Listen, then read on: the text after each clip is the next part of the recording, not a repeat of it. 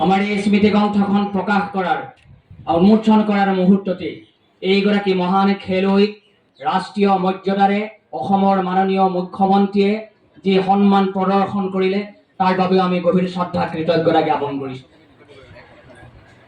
এয়া সকলোৰে হাতে হাতে এখন আমাৰ পুলিন দিহিঙীয়া ছাৰ আগলৈ আহি দিয়ক ছাৰ আহক, পুলিন দিহিঙীয়া ছাৰ আহক, আহক বন্ধুলোক আহক, আহক আহক ছাৰ ছাৰ ডেকা ৰজা ডাঙৰীয়া, মাননীয় বিধায়ক তৰংগ গগৈ ডাঙৰীয়া, সভাপতি কুসুম তাৰে ডাঙৰীয়া আৰু অন্যান্য বিশিষ্ট ব্যক্তিসকলৰ হাতত এই গ্ৰন্থখন আপোনালোকৰ সন্মুখলৈ আগবঢ়াই দিয়া হৈছে।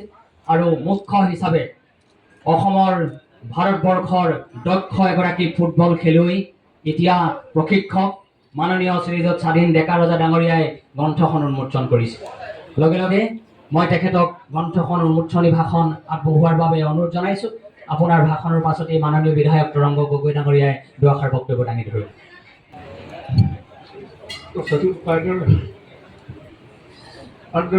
উপস্থিত হোৱা সমূহ ৰাইজ, আই মাতৃসকল, বন্ধু বান্ধৱ আৰু খেলুৱৈসকল, তেখেতৰ পৰা যি সহানুভূতি পাইছিলোঁ মই আৰু প্ৰকাশ কৰিব নোৱাৰোঁ।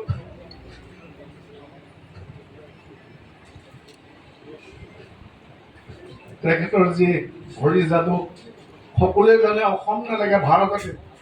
মই যেতিয়া 75ত যেতিয়া মই কোচিং কেম্পত আছিলোঁ তেতিয়া মোক কোচে মোক কৈছিলে যে কৃষ্ণ বৰাক ভায়েক নেকি তুমি? মোৰ নহয়, মই তেখেতৰ ভায়েক হিচাপে বোলো মোৰ ওচৰতে।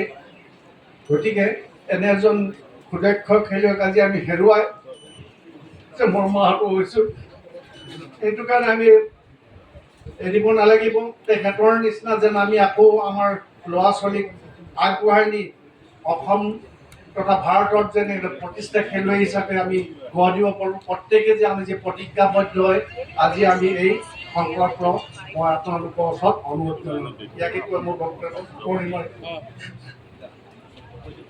আৰু এই গ্ৰন্থখন উন্মোচন কৰিলোঁ। গতিকে আপোনালোকৰ ওচৰত এই হুছেইন ককাইদেউৰ স্মৃতি গ্ৰন্থখন মই অৰ্পণ কৰিলোঁ।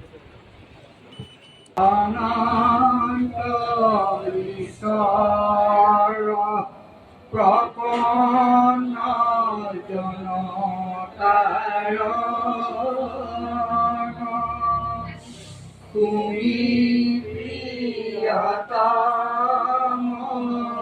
পৰম দেৱতা জানিয়া ললো